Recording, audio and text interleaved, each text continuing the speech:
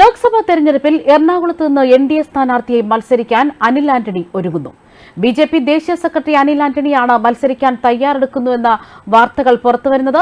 ഈ അടുത്ത കാലത്തായി ജില്ലയിലെ നേതാക്കളുമായി ബന്ധപ്പെട്ട് പ്രവർത്തിക്കുന്ന അനിൽ ക്രൈസ്തവ സമുദായത്തിന് മുൻതൂക്കമുള്ള മണ്ഡലത്തിൽ അനുയോജ്യമായിരിക്കുമെന്നാണ് പാർട്ടി നേതൃത്വം വിലയിരുത്തുന്നത്. തുടർന്നാണ് അനിൽ ആന്റണിയെ ഇവിടെ മത്സരിപ്പിക്കാൻ നിർത്തുന്നതും. എറണാകുളം മണ്ഡലത്തേക്കാൾ ജില്ലയുടെ കിഴക്കൻ മേഖല ഉൾപ്പെടുന്ന ചാലക്കുടിക്കായിരിക്കും കൂടുതൽ സുരക്ഷിതമെന്ന് കരുതുന്ന നേതാക്കളും ഇക്കൂട്ടത്തിലുണ്ട്.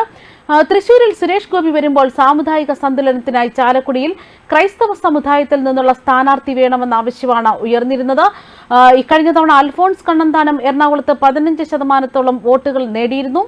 ആലപ്പുഴയിൽ ക്രൈസ്തവ വോട്ടുകളുടെ ഏകീകരണത്തിന് അനിലിന് സാധിക്കുമെന്ന അഭിപ്രായവും പാർട്ടിക്കുള്ളിലുണ്ട്.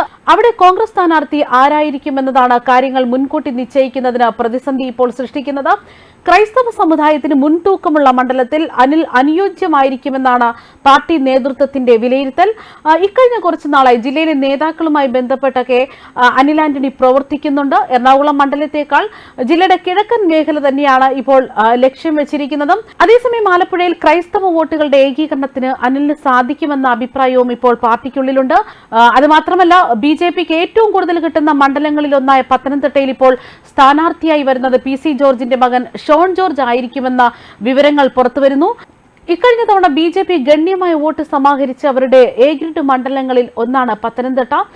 ഈ മണ്ഡലത്തിൽ വിവിധ ക്രൈസ്തവ വിഭാഗങ്ങൾക്കുള്ള സ്വാധീനമാണ് ബിജെപിയുടെ ഈ നീക്കത്തിന് പിന്നിൽ. പിണറായി സർക്കാരിനെയും കുടുംബത്തെയും കുരുക്കിലാക്കുന്ന നീക്കങ്ങൾ പലതും നടത്തിയ ഈ അഭിഭാഷകൻ ഒരു അർത്ഥത്തിൽ ഒരു ഒറ്റയാൾ പോരാട്ടമാണ് നടത്തിയിരിക്കുന്നു എന്നതാണ് എൻഡിഎ വൃത്തങ്ങൾ പറയുന്നത്.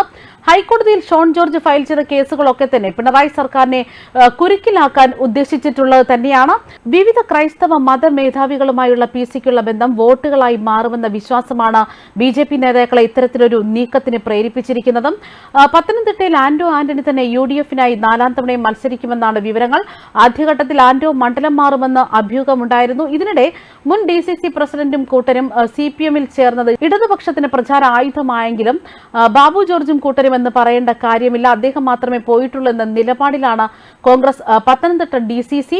അഴിമതിയും അഹങ്കാരവും കൈമുതലാക്കിയ ബാബു ജോർജിന് സംഘടനാ തത്വങ്ങളെക്കുറിച്ച് യാതൊരു ബോധവുമില്ലാത്ത ആളാണെന്നും DCC വ്യക്തമാക്കിയിരുന്നു. അതൊരു ജൂനിയർ മാൻഡ്രിക് ആയിരുന്നുവെന്നും സന്തോഷത്തോടെ CPM സ്വീകരിച്ചതിൽ സന്തോഷമുണ്ടെന്നുമായിരുന്നു DCC വക്താക്കൾ അറിയിച്ചത്. ഇക്കഴിഞ്ഞ 3 തെരഞ്ഞെടുപ്പുകളിലും 3 വ്യത്യസ്ത സ്ഥാനാർത്ഥികളെയാണ് ആന്റോ നേരിടാൻ CPM ഇറക്കിയതും. ഇത്തവണ ഇതേ നീക്കം തന്നെയാണ് CPM നടത്തുന്നത്. മുൻ ധനമന്ത്രി ഡോക്ടർ TM തോമസ് ഐസക് സ്ഥാനാർത്ഥിയാകുമെന്നാണ് സൂചന. അദ്ദേഹം ഏതാനും മാസങ്ങളായി മണ്ഡലത്തിൽ സജീവമാണ്. ഐസക് അല്ലെങ്കിൽ റാന്നി മുൻ MLA രാജു എബ്രഹാം ആയിരിക്കും സ്ഥാനാർത്ഥിയാകുക എന്ന വിവരങ്ങളും പുറത്തുവരികയാണ്. ന്യൂസ് ഡെസ്ക് കർമ്മ ന്യൂസ്.